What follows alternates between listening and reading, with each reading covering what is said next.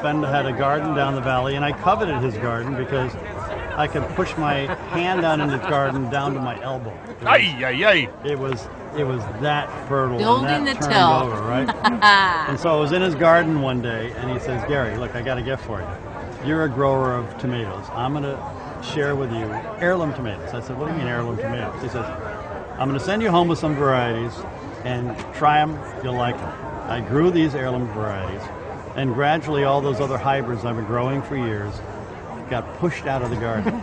As well they should. Heirloom tomatoes So are I an nourished addiction. the heirloom tomatoes, and they were all different colors.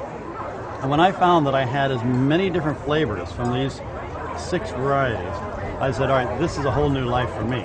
Next year I'm going to grow 10 instead of 6. That's And how when it I grew the begins. 10 varieties, then I decided I had to share them with chefs who typically want to have as much flavor as they can brought to their kitchen. And so I invited prominent chefs in the area, and I said, bring your family. I want the kids to be here too. We're going to have a potluck, and please, make me a tomato dish. And so they all brought tomato dishes, and I supplied the wine and the music, and it was a backyard event. How many chefs did you have We then? had maybe 12 chefs. Wow.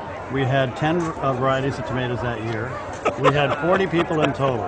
So this year we have 60 chefs, 400 wines, 3,000 people, and we have 350 tomato varieties. Do you think it's grown just a little bit? But Gary, there's 14,000 different tomato varieties. But please don't do You that. got a ways to go.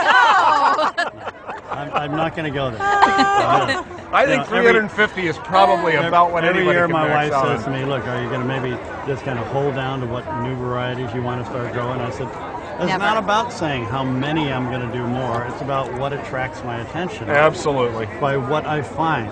Now, it could be that any year I might have 10 or 12 new varieties that are very old varieties sent to me from different parts of the world. China, Africa.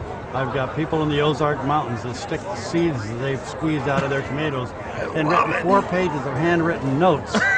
And they've sent me the seeds and said, these are the best tomatoes that our family has grown for 3 generations.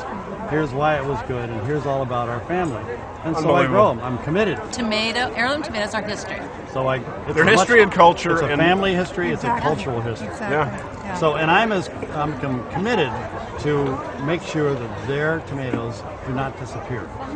And that's the reason that people send me the so seeds. important. Because Yes. they know that I'm going to take care of them and keep them around. So what we have done over the past few years is that we've expanded by virtue of the contribution of other people in their family gardens. We've expanded this heirloom tomato experience. What we're doing now with our tomato seeds, we're contributing right now to about 250 school garden projects. Oh, I around the love world. it. It's fabulous. Community garden projects. And educating kids And about children a piece learn of culture that they have and no children other way to learn. They plant that little seed. So we've got communities in India, in Africa, and in Utah, and Cincinnati, that get the seeds and they grow them into a business venture, selling seedlings, selling tomatoes, and working them way into schools. So we are bringing children into this experience, which has been our dream, to expand the opportunity for kids to get hooked on great foods, And healthy foods. Healthy, Right. natural foods, Right. yes. And they're able to create funds for their programs through the seeds that we donate. So it's a self-perpetuating, Exactly. growing kind of thing, Exactly. growing tomatoes, Uh-huh. but you're growing a lot of other good things as well. And to me, the beauty of this entire thing is that it is so culturally diverse, and it is so indigenous to so many different parts of the world that wherever the seeds come from, they're reflective of the cultures where they came from. And so Yes. you're embracing cultures all over the world. And a family history. Yes. So that family's history goes with it too. And might I add, TomatoFest.com. If you have a family heirloom, I don't care if you're in Kerala, you're anywhere in the world, send it to Gary. Give him the story, and he can keep it alive for your Yes. family.